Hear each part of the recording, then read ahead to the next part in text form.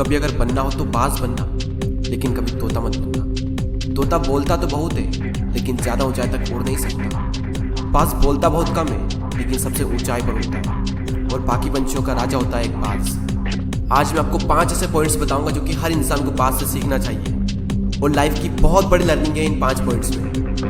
पहला lesson, eagle fly alone. बाज अकेले उड़ता है और बाकी पंछियों के मुकाबले सबसे ऊंचाई पर उड़ता है।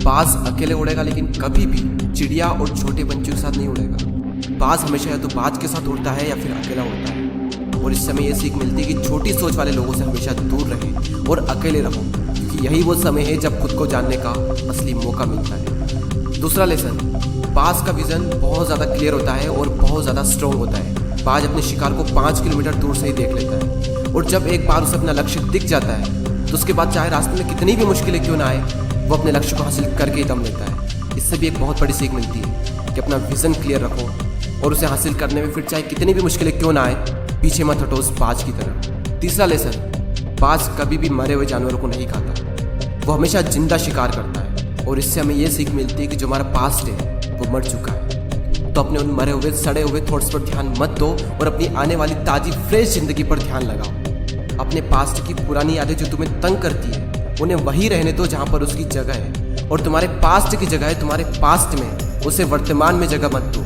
क्योंकि एक बार अगर तुम्हारा पास्ट तुम्हारे प्रेजेंट में आ गया तो तुम्हारा पास्ट तुम्हें कभी प्रेजेंट में नहीं रहने देगा। पास्ट में तुम्हारे साथ कितना भी बुरा क्यों ना हुआ हो, वो सब यादें, वो सब थॉट्स मर चुके हैं, और उस बाज की तरह बनो जो कभी भी मरी हुई चीज़ों को नहीं खाता। चौथा लेसन, जब आंधी तूफान आते हैं तो बाज बहुत ज़्यादा एक्साइटेड हो जाता है। जब बारिश होती है तो सारे पंछी छिपकर बैठ जाते हैं, लेकिन बाज को बड़ा मज़ा आता है। जब तेज हवाएं चलती है तो बाज उन हवाओं के सहारे और तेज़ी से ऊपर की ओर उठता है, और ऊपर उड़ते उड़ते इतना ऊपर उड़ जाता है कि बादलों से भी ऊपर पहुंच जाता है। और इससे भी एक बहुत बड़ी सीख मिलती है कि मुसीबत में मज़ा ढूंढो। और नेपोलियन हिल ने एक बार कहा था कि हर बड़ी चुनौती अपने साथ में एक बहुत बड़ा अवसर लेकर आती है। तो उस बाज की तरह तुम भी अपने अवसर को पहचानो, और जिस दिन तुमने अवसरों को पहचान लिया तो सारी मुश्किलें तुम्हारे नीचे होगी और तुम उन मुश्किलों के ऊपर होगे। फिफ्थ लेसन, बाज अपने घोंसलों में से सॉफ्ट घास को हमेशा निकाल देता है, ताकि बाज का जो बच्चा होता है वो उसमें कंफर्टेबल ना हो सके। क्योंकि अगर वो घोंसले में कंफर्टेबल हो गया तो वो वहीं रहना पसंद करेगा, लेकिन बाज ऐसा कभी होने नहीं देता।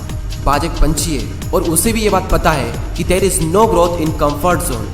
लेकिन हम तो इंसान है ना, और इंसान होने के बावजूद भी कई सारे लोग इस बात को समझते ही नहीं। आप जितना ज़्यादा कंफर्ट जोन में रहोगे, आपकी लाइफ आने वाले टाइम में उतनी ही ज़्यादा अनकंफर्टेबल हो जाएगी।